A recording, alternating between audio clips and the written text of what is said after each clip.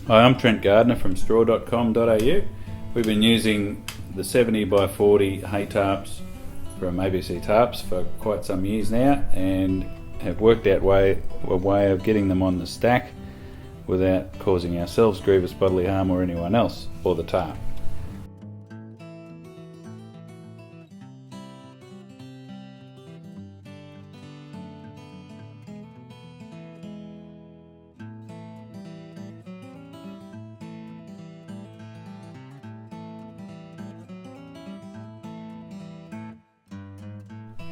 The first thing you need to do is make sure you have a reasonably uniform and tight stack.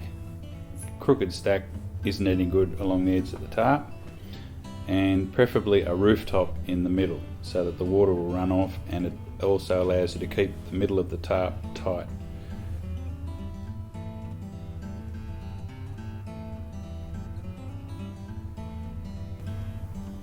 Then we roll the tarp out in the middle of the stack, working from the middle out so that the concertina runs along the stack, and you always start on the upwind end, as it is impossible to pull a tarp against the wind going the opposite direction. We tie 2 outside ropes on the start end of the tarp down to the stack, just in case the wind blows while we're putting it on.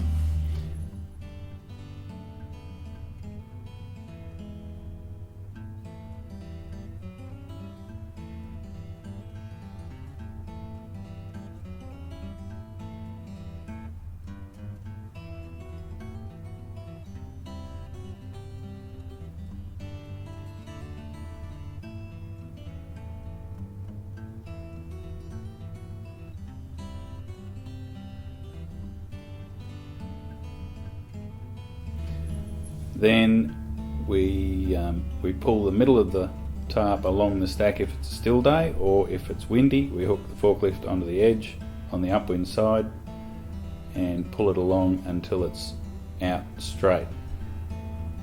Before we pull it out straight, we tie about 3 or 4 lots of string onto the loops on the side of the tarp. Only 3 or 4, because if you tie them all on, they can get tangled up in a big knot. It's not very good for anyone. Once we've got the tarp pulled out straight, we tie 3 or 4 points on either side to secure it while the wind's blowing.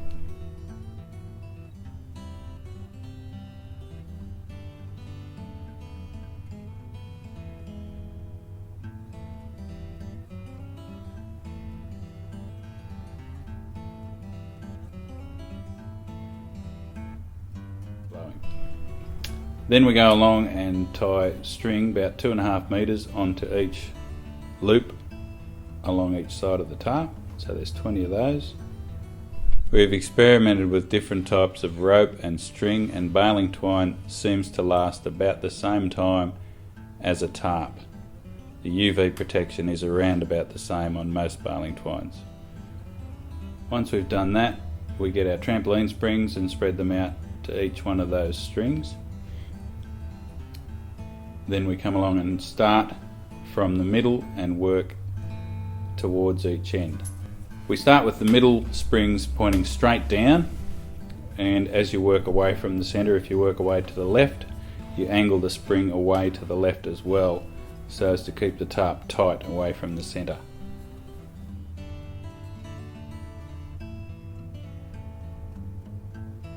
To put the springs, these are 12-inch long springs.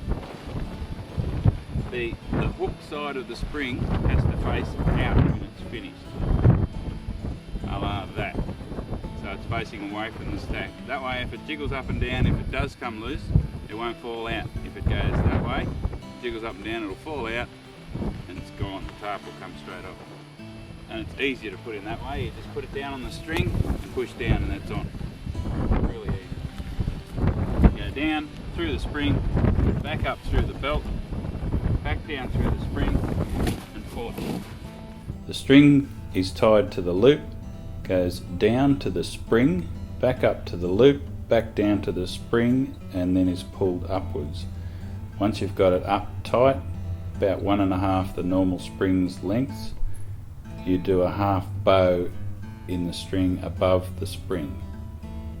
This allows for easy removal when you need to get the hay out. It's important to overlap the tarps between 1 and 1.5 metres in the direction of the predominant winds.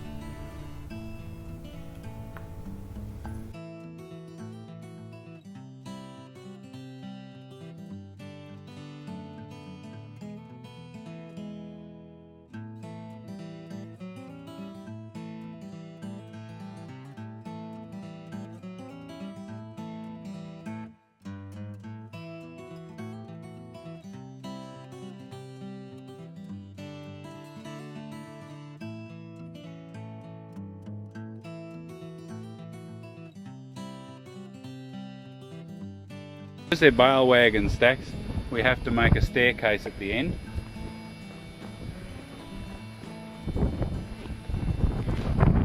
And on the end, these springs here are all very tight, pulling that tarp down to a long ways bale underneath another bale at the bottom. This bale and these ones will get wet over time and be no good. Okay to garden off, but that's a small price to pay.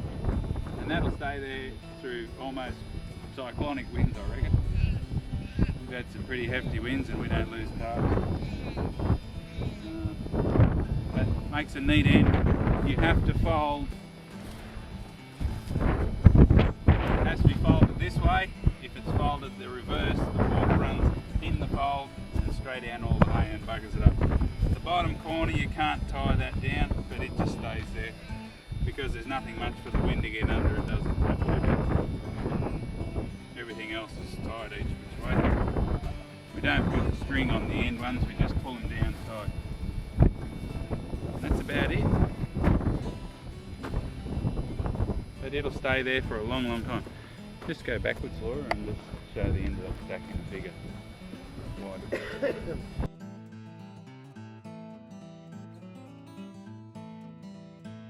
At straw.com.au we do around 30 tarps per year, and we find that we can cover around about 3,000 bales under each tarp, so we factored that in at about 35 cents per bale.